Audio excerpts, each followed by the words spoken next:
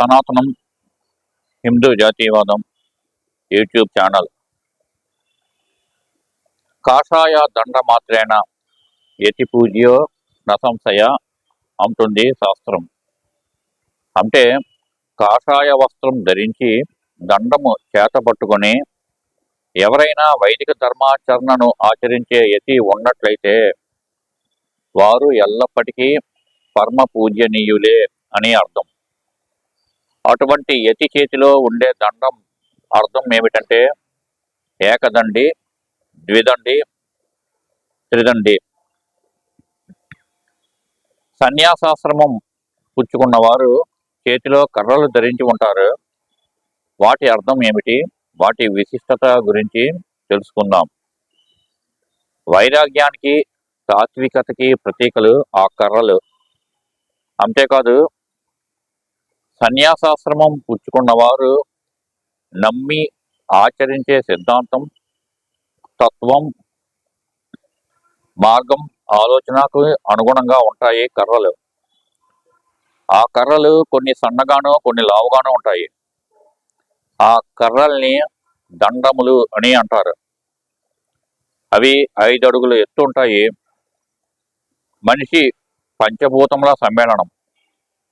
అందుకు ప్రతీకగా వారు 5 అడుగుల ఎత్తు ఉన్న దండాలను పట్టుకుని ఉంటారు. రావి చెట్టు జ్ఞానానికి సంకేతం. అందుకని రావి చెట్టు నుంచి సేకరించిన కర్రలను దండాలుగా ఉపయోగిస్తారు. ఏకదండి అంటే ఒకే ఒక దండాన్ని ధరించేవారు. వీరు నమ్మి ఆచరించే సిద్ధాంతం అద్వైతము లేక స్మార్తము.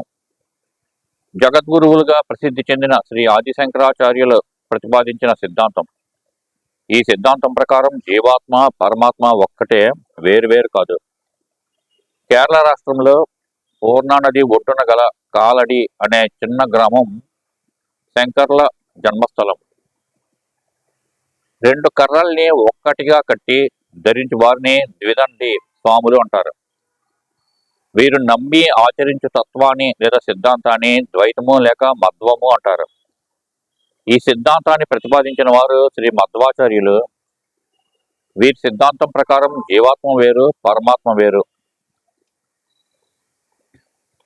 మధ్వాచార్యులు సన్యాసాశ్రమం పేరు జన్మనామము శ్రీ వాసుదేవ. జన్మస్థలం కర్ణాటక రాష్ట్రంలోని ఉడిపి. 3 కర్రల్ని ఒక్కటిగా కట్టి ధరించే వారిని త్రిదండి స్వాములు అంటారు.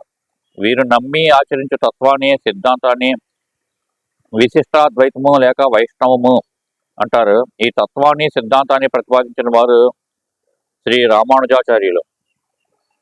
శరీరంలో జీవాత్మ, జీవాత్మలో పరమాత్మ, జీవాత్మ పరమాత్మ ప్రకృతి సత్యాలు.